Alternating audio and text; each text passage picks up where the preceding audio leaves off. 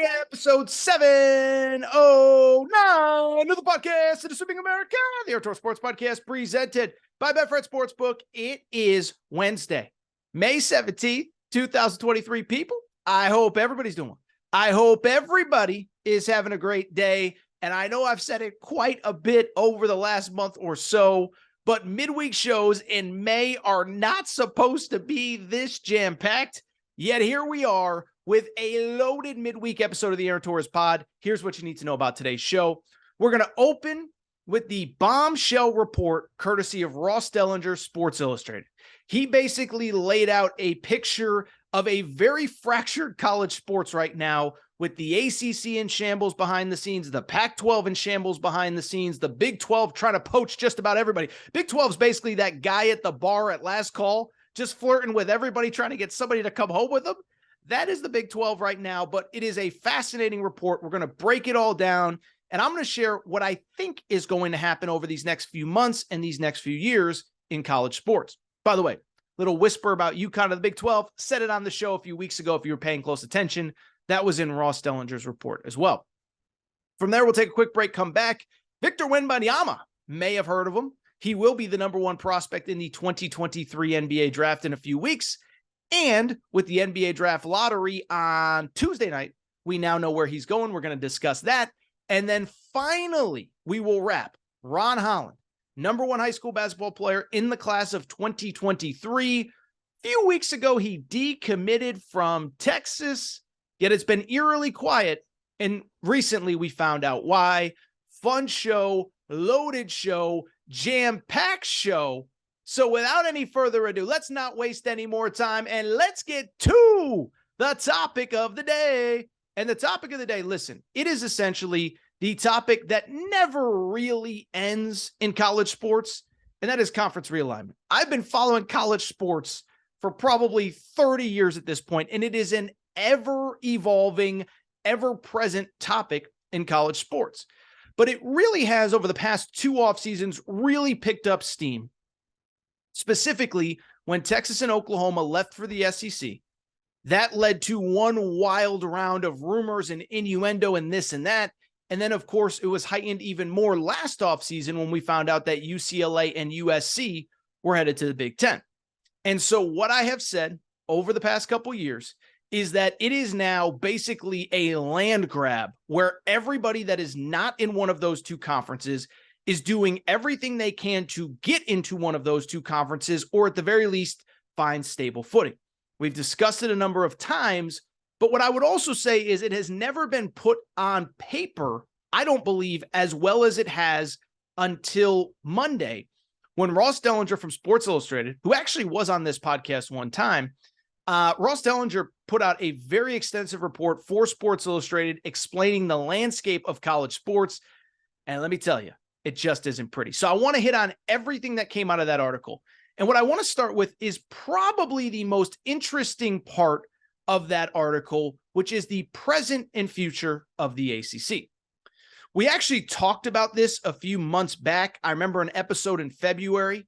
It stemmed from a conversation that kind of leaked out. It was sort of public, but it sort of wasn't, where Florida State's school president, a guy by the name of Michael Alford, basically said, listen, this is not sustainable for us in this league. And so behind the scenes, you kind of knew stuff wasn't going well. But then we found out via the Ross Dellinger report that there are now 7 schools that have been meeting privately that are basically trying to figure out what are our options outside of this conference, or at the very least outside of the TV contract. Those 7 schools, by the way, on Monday afternoon by Brett McMurphy were reported. This was not in the Ross Dellinger report. In the Brett McMurphy report, it was the 7 schools are Florida State, Clemson, Miami, North Carolina, NC State, Virginia Tech, and Virginia. Those are the 7 schools that are kind of trying to see, hey, what's going on? What could we potentially get out of this current situation? So really, the situation with the ACC, those 7 schools are trying to get out.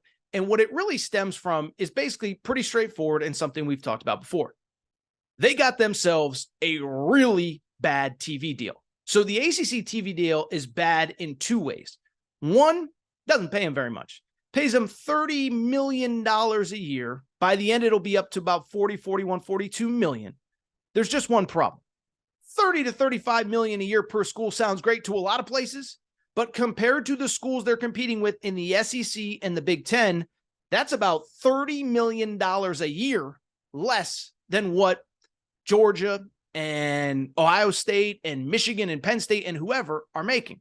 And by the way, it's not just 1 year, it's every year. So every year, say if you're Clemson, South Carolina is making 30 million more than you in 2023, and then 30 more in 2024, and then 30 more in 2025.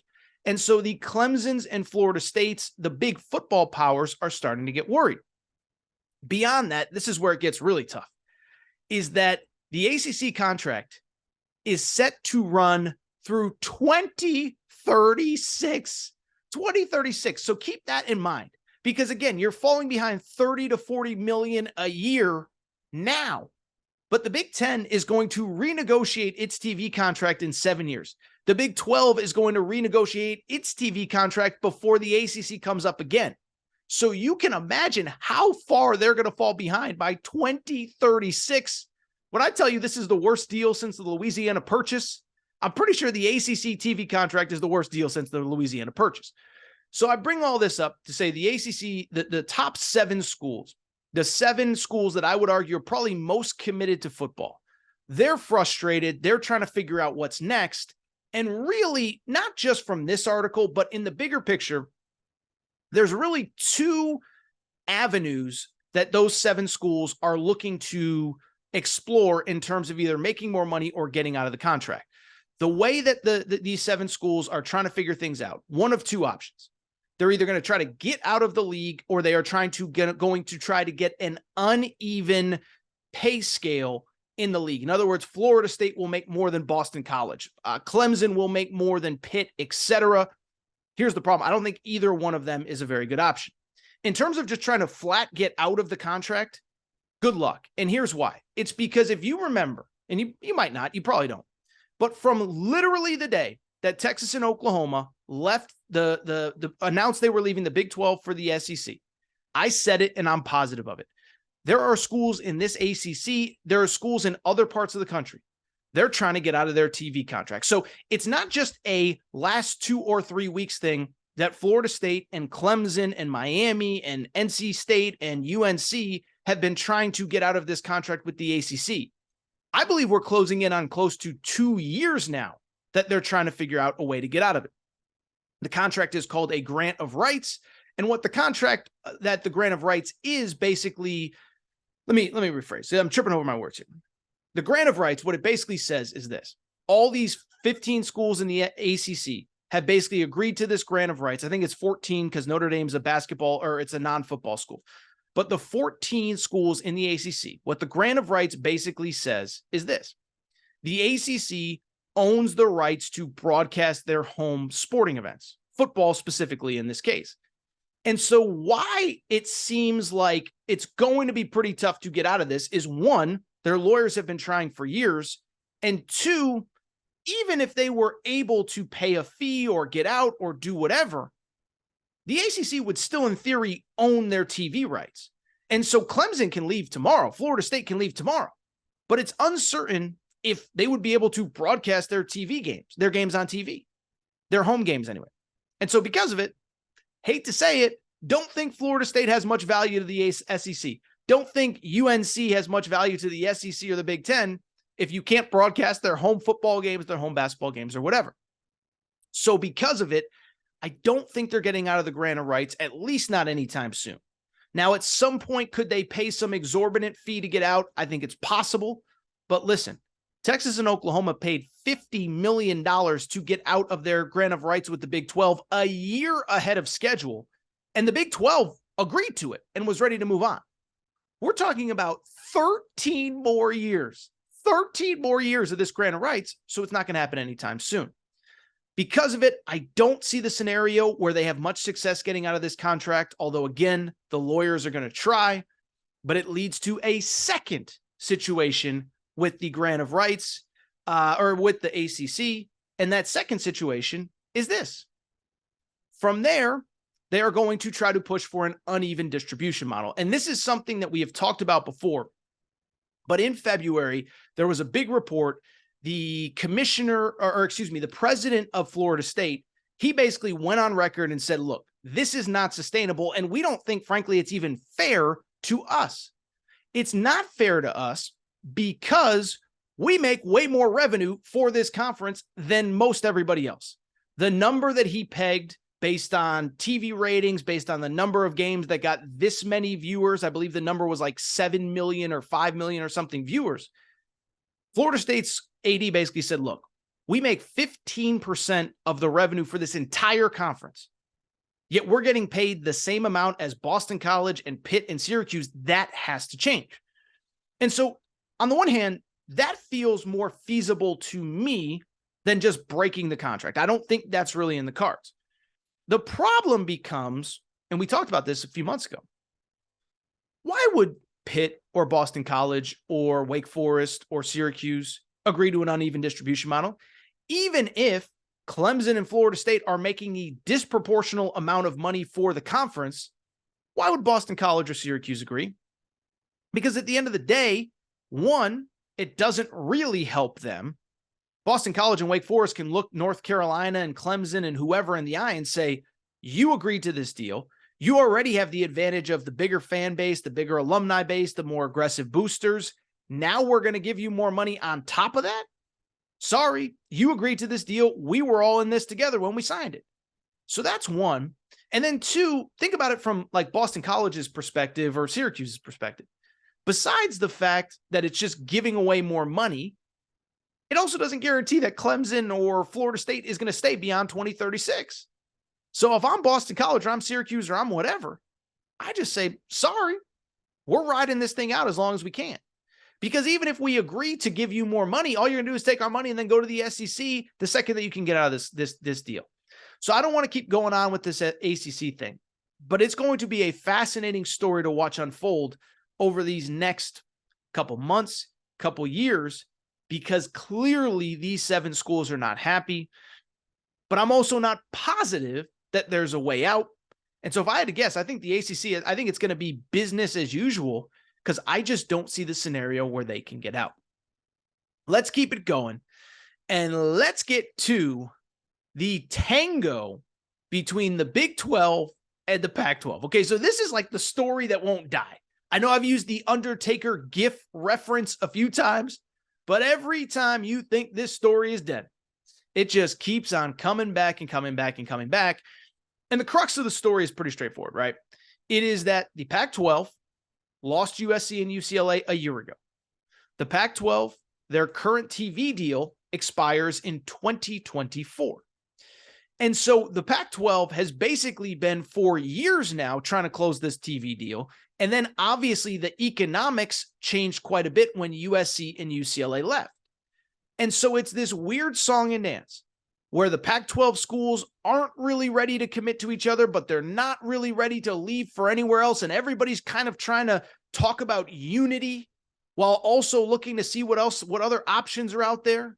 Oregon and Washington publicly flirting with the Big Ten, trying to get the Big Ten to notice them, to use the bad bar reference. Oregon and Washington are the guys at the bar trying to get the cute girl to get them to notice them. And the cute girl's just like, sorry, dude, no, thank you. Meanwhile, those 4 corner schools, Arizona, Arizona State, Colorado, and Utah, they're sort of flirting with the Big 12. They're sort of saying, hey, we're not ready to go through with this divorce yet, but keep our number and let's see what happens. In other words, take my number, call me in about 2 months. Right now, I'm happy with my marriage situation, but give it another 2-3 months, we might see. And so it's this weird just song and dance where the Pac-12 publicly is saying all the right things. We're in this together. We're working towards a TV deal because, again, this is the important thing with the Pac-12. While the ACC's TV deal ends sometime, aliens are going to have taken over by the time the ACC deal ends. The Pac-12's TV deal ends literally a year from now, and they have nothing in place. The problem for the Pac-12 is basically the problem that they've had all along. One, they can't get anybody to commit. But two, the real problem just comes down to finding a distributor for their content, for their games, right? And the problem becomes pretty straightforward. One, it feels like most of the major networks are just like, no thanks, I'm out. ESPN is financially invested in the SEC, the ACC, and the Big 12. Fox is committed to the Big 10 and the Big 12 and the Mountain West. CBS is committed to the Big 10 and the Mountain West, NBC to the Big 10 and Notre Dame. So everybody's money's already spread thin. And so the Pac-12 is trying to work with some alternative, programming. The CW has been mentioned. I think we talked about Ion TV at some point. And then there's also the alternative of streaming. But the problem with streaming is the Pac-12, I believe, and it's not even I believe, I know this for a fact, they're getting pushback from their school presidents and their athletic directors in that we're okay with an idea of some streaming, but we don't want to be exclusively streaming, or we don't want to be the majority of our games on streaming. And it's just basically a simple logistical thing. Just think about it, right? Is that it's one thing if Amazon has one Thursday night football game a week, but imagine if Amazon took like a single game on a Sunday, and you're trying to flip back between CBS and Fox and Red Zone, and now you got to flip on Amazon too. It gets complicated. And so that's where the Pac-12 is getting held up. Even if one of these streaming partners comes in with a lot of money, is it going to be enough money that it makes it worthwhile to put most of their games essentially behind a paywall for people that have a normal cable TV system? And it gets complicated. And that's where I think the Pac-12 is being held up. The major networks are playing hardball, and the streamers are interesting, but does the Pac-12 want to be the first major league, at least in sports, in college sports, to have all of its games on a stream? And so again, it's this weird song and dance. And I'll be honest, I think the ACC is kind of stuck and they can't really do anything. I think the Pac-12 is the exact opposite. I think the Pac-12 is in big trouble. Couple reasons why. One, first of all, I don't think they're going to get the TV deal that they want. I know I've talked about it before, but we are now closing in on what? We are closing in on a year since USC and UCLA left. If the TV money was there, they would have gotten it by now. I don't believe that money is there. Beyond that, I also think, I'm the only one that's saying this and I don't get it. I think that it's worth noting that the Big 12, that ESPN and that Fox both have a contract with the Big 12. I think that's important for the obvious reason of the two biggest players in this space, ESPN and Fox. It incentivizes them to make the Big 12 as strong as it possibly can. How do you incentivize them? You get those corner schools that you want. You get maybe Oregon and Washington to commit. And then you push everybody else to the side. Then you don't have to pay for the Pac-12, and you get the schools that you want in the Big 12. On top of that, it's also worth noting the Big 12 looking to expand west, which would give that extra TV window of that late 10 p.m. game. So I'm going on and on. I need to get to break here, but those are the two big storylines. I don't think the ACC can do anything. I do think the Pac-12 is in trouble. There were two other interesting nuggets from that conference from that article that I want to discuss. One, as I've told you many times, I don't think the SEC and the Big Ten are expanding right now, okay? And this goes back to, there was a part in the article where they said that the Big Ten did kick the tires on Oregon and Washington, but that essentially the TV people were like, we're not paying for Oregon and Washington. And so I keep hearing this from all these people that are supposed to know what they're talking about. What I keep saying is the only way that the Big Ten or the SEC is going to expand is if new schools can bring more revenue to their TV contracts. And right now, outside of Notre Dame, or maybe some of those ACC schools, Clemson, North Carolina, Florida State, those schools and those brands don't exist. So stop telling me that Oregon and Washington are a done deal. And I saw another report, they've been vetted and they've been this and they've been that. Until you can prove to me that those schools bring more money to a TV deal, I don't buy that they're going to the Big Ten.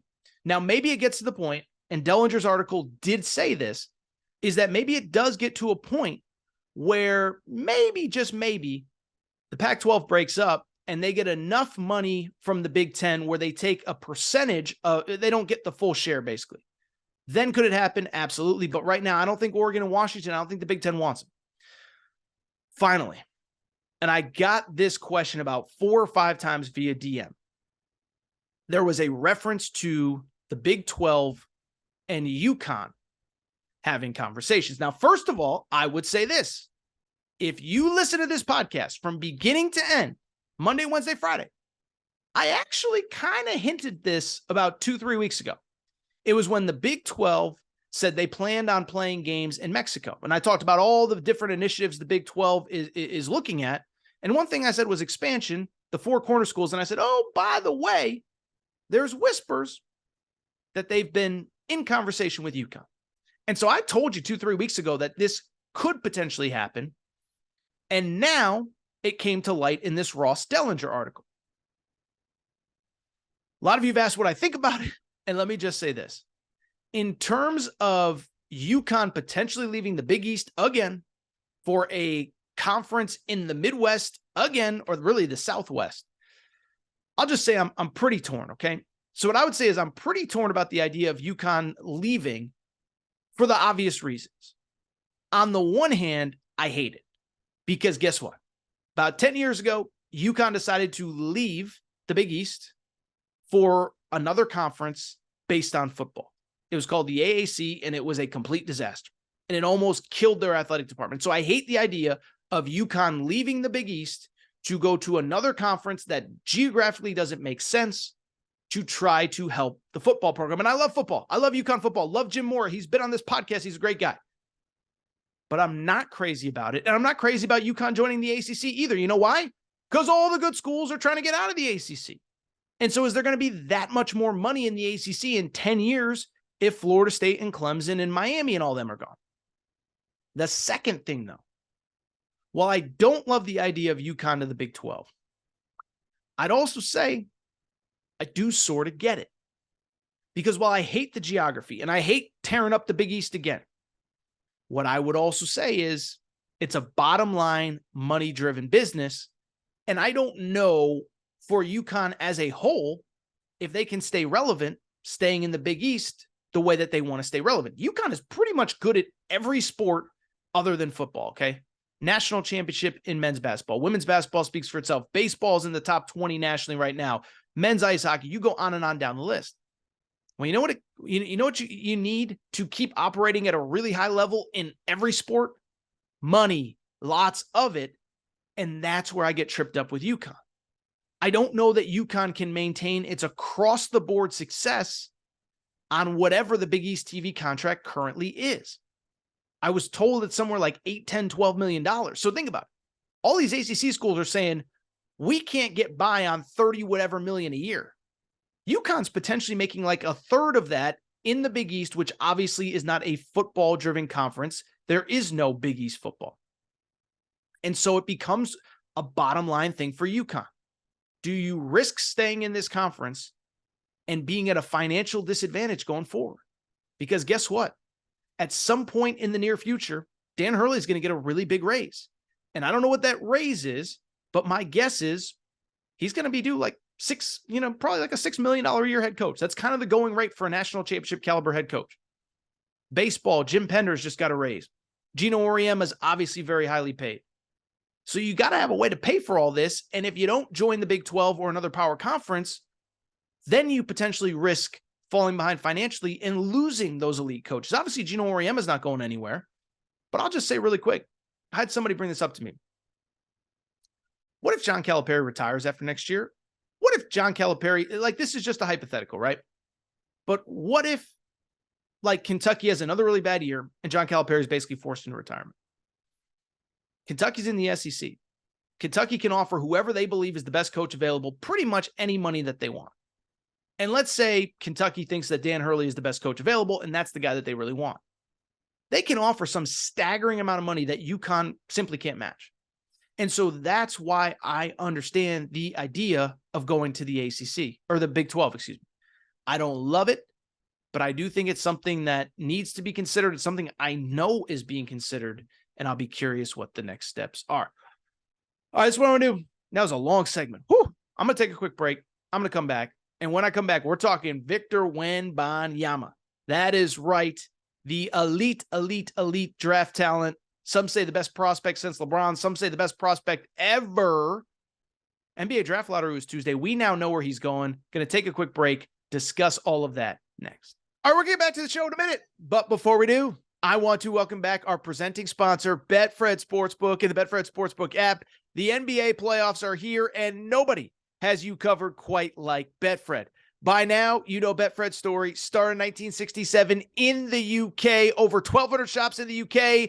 They have since come to the United States and made a major splash. They are not only the presenting sponsor of the Aaron Torres podcast and all things Aaron Torres media, but also the Cincinnati Bengals, the Colorado Rockies, the Denver Broncos. And what I love about Betfred Sportsbook is that nobody takes care of their customers quite like Betfred.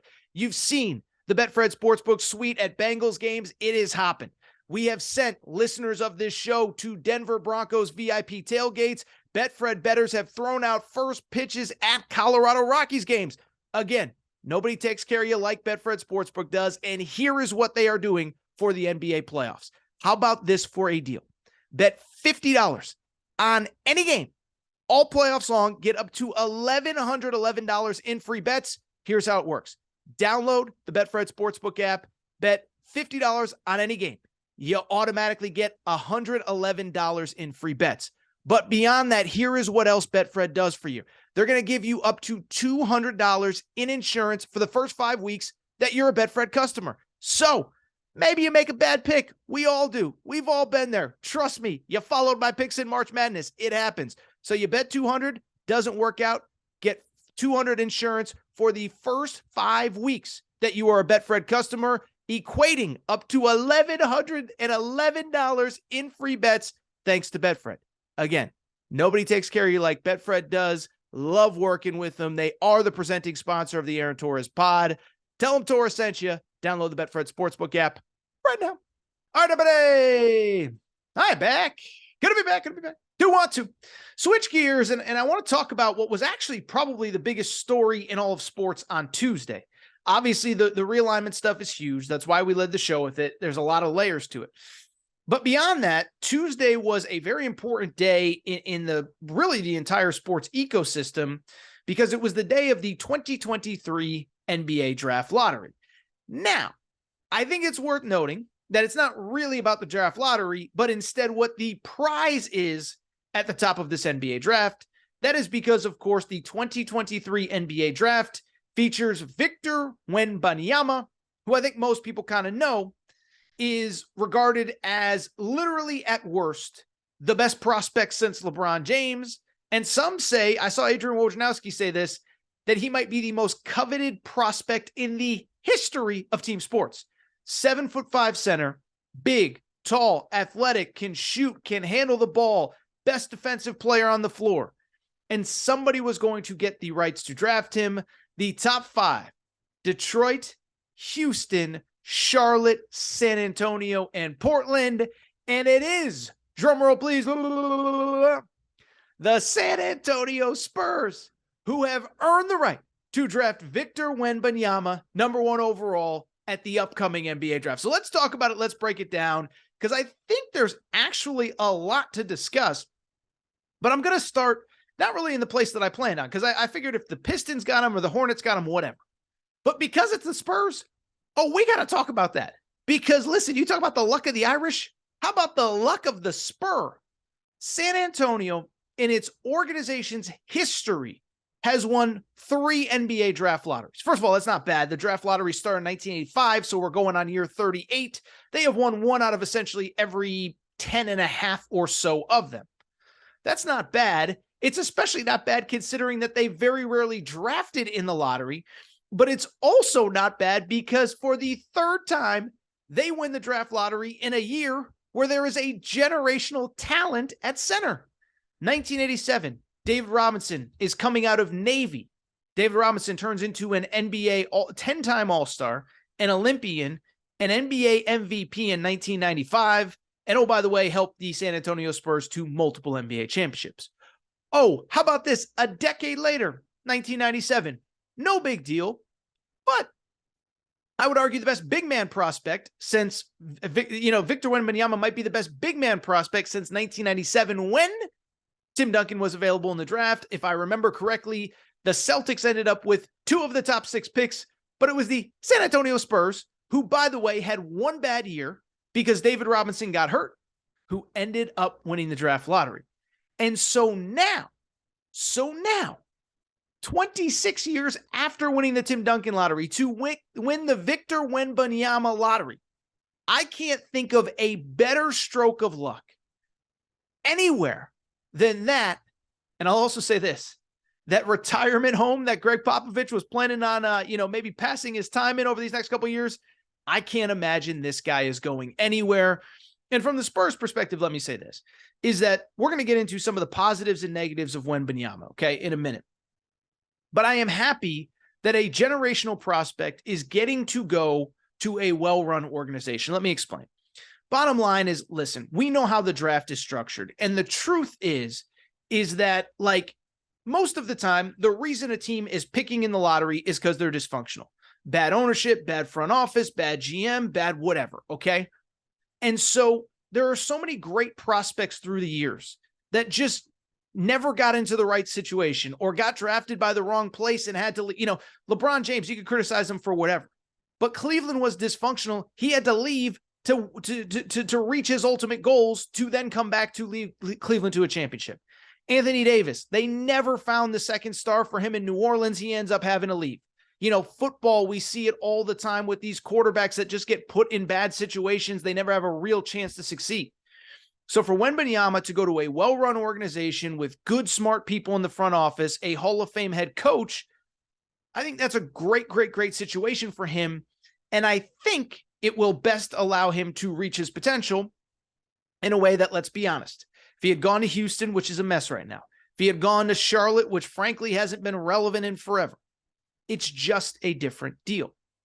At the same time, though, I do want to say this. And what I want to say is pretty straightforward, is that while a couple things. One, I am by no means rooting against Victor Wembanyama. I am by no means rooting for the worst for Victor Wembanyama.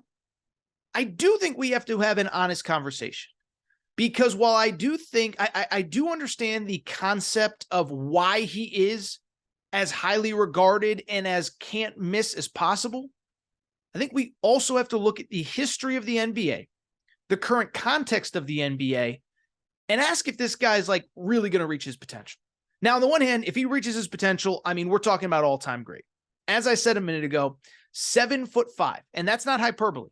Jonathan Givony from ESPN spent time with him in France in the winter and said he measured 7'4" without shoes, 7'5" with shoes. 7'5", can handle the ball, can shoot the ball, good distributor, elite defensive player, and it isn't hyperbole to say he does stuff that has never been done on the floor before.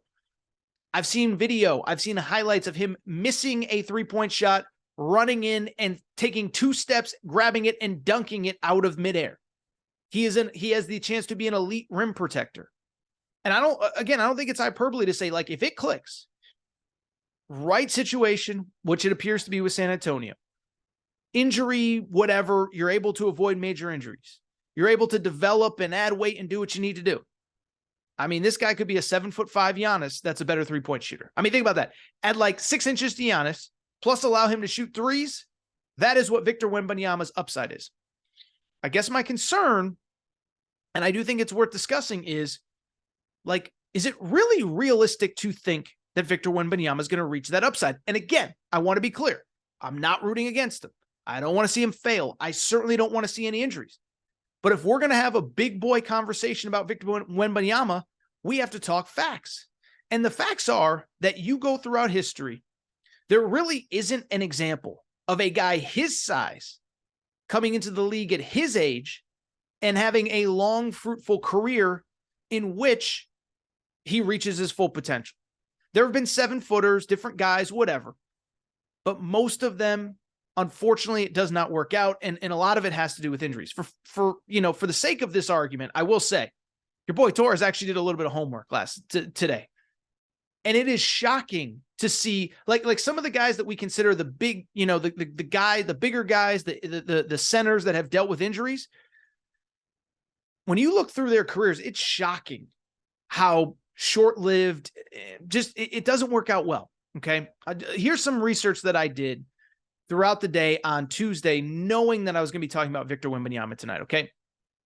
So Yao Ming, how about this? Yao Ming, 7'5", number 1 pick in the 2002 NBA draft, played under 500 games in his career. After the age of 25, and he didn't come to the NBA until he was 21 years old. So after the age of 25, he played more than 60 games just once in his career. And he came 3 years later than Wembanyama's come, or 2 years later at least. After 25, played 60 games just once. Greg Oden played more than 60 games once in his career, was out of the NBA by 26. Bill Walton, best season came at 25 years old. And remember, he played 4 years of college basketball. He came into the league at 22 years old. His best season was 25. He was never the same after about 25, 26. Ralph Sampson, very similar. Missed 3 games total his first 3 years. Never played more than 50 games after his first 3 years and was out of the league by 31. Kristaps Porzingis, who's 7'3", most games played was his rookie year.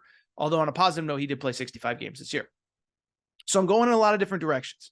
But I guess what I would just say is that while I get the hype, and I'm certainly not saying San Antonio should trade the pick or draft somebody else, what I am saying is there really is no historical precedent for a guy this big staying this healthy for this long. I hope I'm wrong. But I have to have an honest conversation about the Victor Wembanyama situation. Beyond that, and this is something else I was thinking about. All those guys, they all played in the pre-load management era. Now, I think a lot of people would say, well, load management might have helped Yao Ming, might have helped Greg Oden. Maybe it would have, maybe it wouldn't have. But I think you can argue it's the exact opposite. I think if you can argue, you're expecting a 7'5" guy in this era of NBA basketball with load management. What is realistic to expect him to play? Because we know with his body and his frame and his this and his that, like the second anything goes wrong, you're going to shut him down for a week, 10 days, 2 weeks, 2 months. I know it's a completely different situation, but when Zion Williamson gets hurt, he misses months at a time. And I know he's probably the opposite of Wembanyama. He's carrying too much weight. But again, it's the thought of the team doctors being overly concerned, the team doctors being overly careful. And so what is the ceiling when you have Victor Wembanyama? Like, how many games is realistic in this era of the NBA? I think in a good year, you're looking at 60, because that's about what the stars play. And in a bad year, you're looking at much, much, much less. So it'll be interesting to see. Now, I will say the positive is, 1, good organization, as I said. 2, Wembanyama's been working with these doctors for years to put himself in the best position to have a long, long NBA career. If you read the Gavoni piece, they did a very lengthy write-up about his stretching routine, and he does these extensive stretches without shoes on to start the game. So I'm rooting for this kid. I am. This isn't an anti-Victor Wembanyama thing. I do think it's worth asking, though. Can he stay healthy over an NBA career and all that good stuff? I will say, by the way, we're going to start doing NBA draft profiles on the College Hoops Daily podcast feed with Aaron Torres Sports Media. So for people who don't know, I own my own media company, Aaron Torres Media. We have another show called the College Hoops Daily. It's hosted by a kid named Zach Kroll, young, hungry college hoops writer. We'll be doing profiles of all the major NBA draft prospects starting later this week with Victor Wembanyama. So I encourage you to follow the College Hoops Daily podcast, subscribe. We will be previewing all the big players in the draft: Wembanyama, Brandon Miller, Anthony Black, Cason Wallace, Scoot Henderson, the Thompson twins, etc. A lot of NBA draft coverage coming your way. And I do want to wrap with a story that we talked about actually quite a bit before I left on vacation. And then I went on vacation and it got awfully quiet. And that is the recruitment of Ron Holland, a player many believe to be the #1 high school player in America in the class of 2023. So I think everybody kind of knows the story by now, but a quick, refresher for people who have not been paying close attention.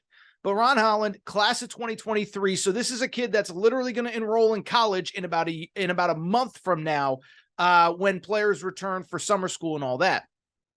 He had been committed to Texas for about 7-8 months now. I think he committed back in late September, early October, whatever. Again, a McDonald's All-American, 6'8" forward, really, really good player. What was interesting, though, was a few things. Is that one, he stayed committed even after Chris Beard got arrested, even after Chris Beard got fired, even after Rodney Terry got the head coaching job full-time. And so for all intents and purposes, it seemed as though Ron Holland was set to go to Texas until about 2 weeks ago, when the last weekend in April, seemingly out of nowhere, Ron Holland announces that he has decommitted from Texas and asked out of his letter of intent. And so as we've learned all spring, usually these things get resolved pretty quick or things start to move, right? At the very least, when a player opens up his recruitment, you hear of a list of schools that have reached out, you hear a visit set up, and of course, you ultimately hear about a commitment. Well, we saw a list shortly after he decommitted. Now, I will say, I said the day that he decommitted, I said it's probably going to be either Arkansas or the G League Ignite professional route. Everybody followed my lead 2-3 days later and said, oh, it's Arkansas or G League Ignite. It's like, yeah, you follow Torres. He told you that back up, the day that Ron Holland decommitted. Neither here nor there. But I bring it up to say that the Holland recruitment has been very quiet since he decommitted. We got a short list the day after. We saw a picture of him working out with Jordan Walsh, the Arkansas Razorbacks player that's currently testing the NBA draft waters. But it's been very quiet. I think a lot of people are wondering why. Well, if you're watching this video, I think you probably know, or if you're listening on the podcast, you probably know by now, we got a report late last week that started to shed light on what is taking so long and why there is literally or seemingly no movement in Ron Holland's recruitment. It came from Horns 24/7, which is the 24/7 sports site that covers Texas. Obviously, Ron Holland was committed to Texas, and they put out a lengthy report, but this was the piece of information that you needed to know. Essentially, there's been no movement on Ron Holland's recruitment because Texas, as of right now, has not released Ron Holland from his letter of intent. In other words, schools can contact him if they want, but as of right now, he is by rule, I guess you call it legally if you want. I don't know if legal is the right term, but under NCAA jurisdiction, he is still technically bound to Texas. And so the question becomes, why is Texas not letting him out of his letter of intent? Well, according to the 24/7 Horns report, or Horns 24/7, excuse me, here is why. This is an exact quote from that report. It says, it doesn't sound as if Texas is trying to hold up Holland. Their administration is just making sure that there hasn't been any foul play. What does that mean? Well, one, first of all, if it says it doesn't sound like Texas is trying to hold up Holland, I'll tell you this. It sure sounds to me like Texas is trying to hold up Holland, but I get it. It is a Texas website that is reporting this. Obviously, their information is coming from the Texas Athletic Department. But what's more interesting is that second part. They're just making sure there hasn't been any foul play. In other words, for people who can't read between the lines, they want to make sure nobody's tampering with Ron Holland and nobody tampered to get him into a situation where he decommits from Texas and opens up his recruitment. And so that is why we have seemingly not gotten any real movement on Ron Holland's recruitment. No visits, no nothing, no this, no that. And let me just say this. I think this is a very interesting story that is very interesting to discuss from both sides. Because on the one hand, while I sort of understand why Texas is making the decisions that they are and not officially have yet let him out of his letter of intent, I also don't think this is a very good look going forward.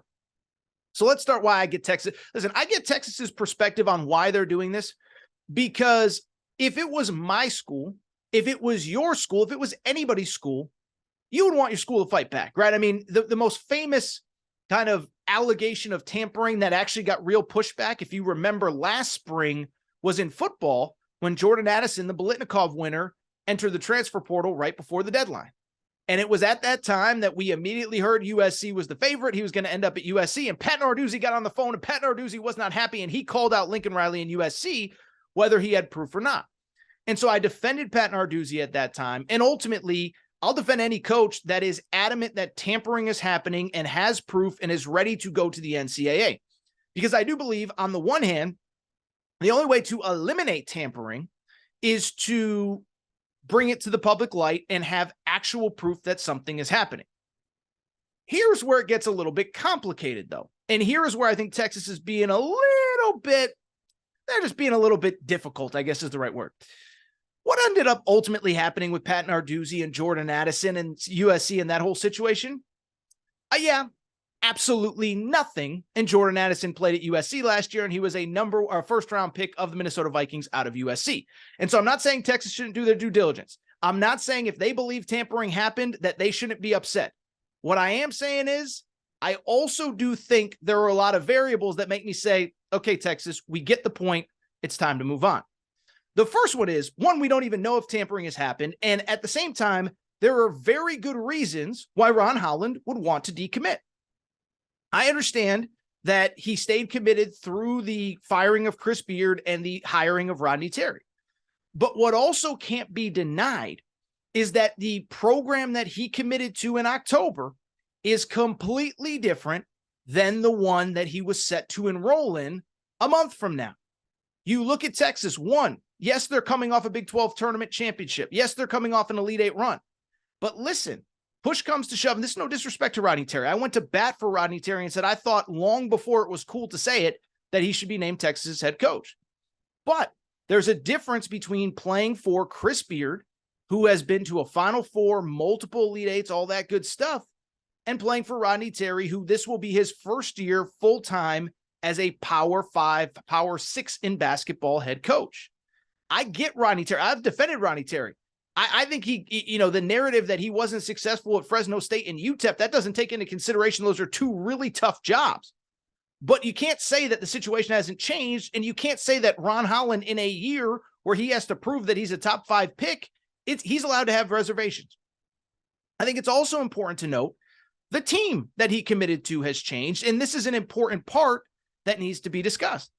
When Ron Holland was talking about how excited he was to play Texas, part of it was the opportunity to play with another 5-star named A.J. Johnson. He said publicly, me and him, like every high school kid does when they commit, me and him are going to Texas to win ourselves a national championship.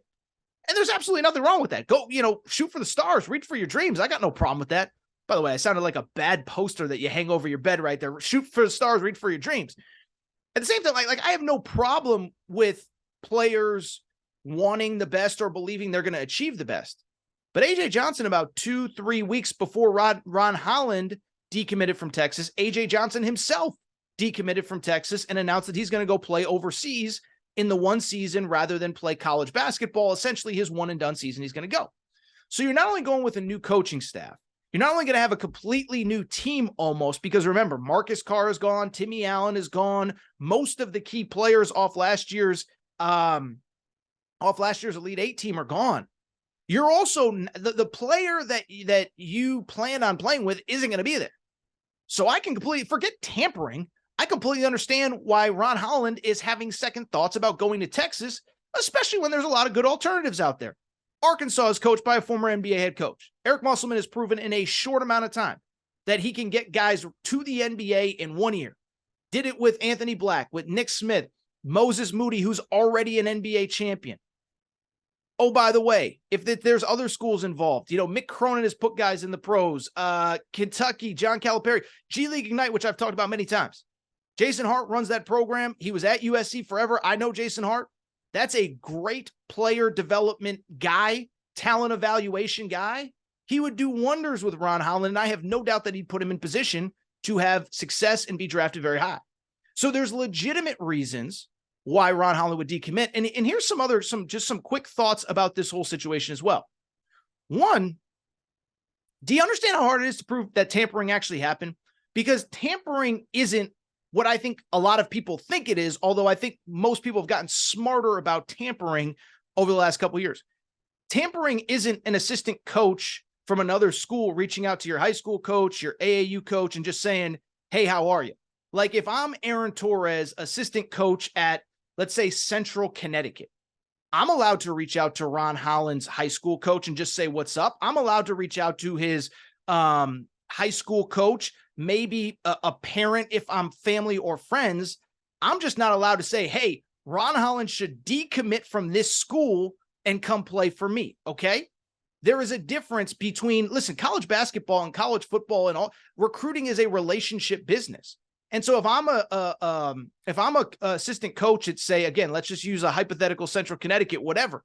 And Ron Holland's high school coach, he might have other players. I might have coached some of his other guys. I might be recruiting some of his other guys. So it's perfectly normal for me to reach out. And again, to prove tampering, you have to have, it's basically like the court of law. You have to have indisputable proof that I reached out and I specifically said, hey, this player should decommit from this school and come play for me. I think it's going to be pretty hard to prove at that point. I would also add, even if you prove it, what ends up happening? Like if you actually prove tampering happened, you're still not getting the kid. So I'm not saying you shouldn't pursue it if you're Texas. I'm not saying you shouldn't look into it if you're Texas, but the kid isn't coming to you. I'm guessing he probably isn't going to help you very much. If he wants to go to Arkansas or Ignite or Kentucky or UCLA or whoever, Central Connecticut, to play for your guy Torres, it's not like he's going to go to Texas and say, yeah, Torres reached out to me about 3 weeks ago. Here's the text message. No, he's gone and it's time to move on. And that's kind of what I'm thinking about as I think about this is, you know, it's kind of a little bit of a weak move by Texas to be so adamant about this. Again, I get it, but think about the negative recruiting that it could have going forward. Do you think Texas isn't going to recruit against all the schools that are recruiting Ron Holland right now? I think those schools aren't going to use that as negative recruiting against you going forward. Oh, you can commit to Texas, but if plans change, if things change, whatever, you better be darn sure because they're not going to let you out of that letter of intent. They're going to make sure that it's impossible for you to go anywhere else. Negative recruiting works a lot of different ways. And the last thought that I really kind of have on this, and I think this is an important one too, I'd just be careful if I was Texas about the tampering stuff, because here's the thing. Did somebody probably tamper with Ron Holland? I think it's possible. But is it possible that Texas at some point since this portal thing became a thing has tampered with other people's players? I think that's possible as well. And I'm not accusing Texas of anything. What I am saying is this works every which way. Texas might be reaching out to the star player of your team, but your team, if it's a mid-major school, might be reaching out to the last guy on Texas's bench and saying, you're never going to play there. Come here. You could start for us right away. So the point I'm trying to make, tampering, it's a multi-way street. I've told this story on this podcast many times, but at the Final Four, Dusty May, there's a Dustin May and a Dusty May. I always get them confused. But the head coach of Florida Atlantic, he kind of said in passing, like, yeah, people are reaching out to our players to see, you know, would they consider transferring? And it became this big story. Oh, people are reaching out to Florida Atlantic's players. And he had to answer that question for about 2-3 days after. And he said, yeah, that's normal. Like, everybody does it. They're just reaching out to see, is there interest? Is there not? Is there this? Is there that? And so if I was Texas, just be careful. You throw stones at a glass house, make sure your own house is in order as well. So ultimately, I have no real fundamental issue with Texas kind of just looking in, making sure but I don't know what I don't think you're going to find definitive proof. Ron Holland still isn't coming. He ain't helping you, even if he does. And it's important to know, Texas, I love you. Rodney Terry, I love you. I went to bat for you, Rodney Terry, but there are legitimate reasons why this kid would decide to decommit from Arkansas or from Texas and commit to either Arkansas or G League Ignite or whatever.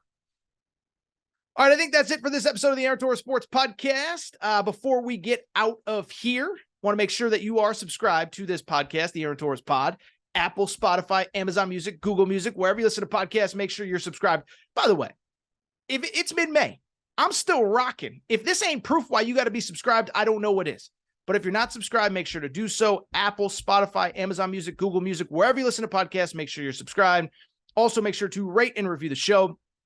Go ahead, give us a quick 5 stars. Let us know what you like, what you don't like, all that good stuff. Make sure you're following on social media at Aaron_Torres on Twitter, at Aaron Torres Pod on Instagram, Aaron Torres Podcast Questions at gmail.com, Aaron Torres Podcast Questions at gmail.com. That is all for today's show. It is time for me to get out of here. Thank you, guys and girls, for your support, and I'll be back on Friday. Shout out to Torrent Craig. Shout out to Rachel, who hates my voice. Shout out to JJ Redick, you F-head, unblock me, bro. I'll be back on Friday. New episode, Aaron Torres Pod.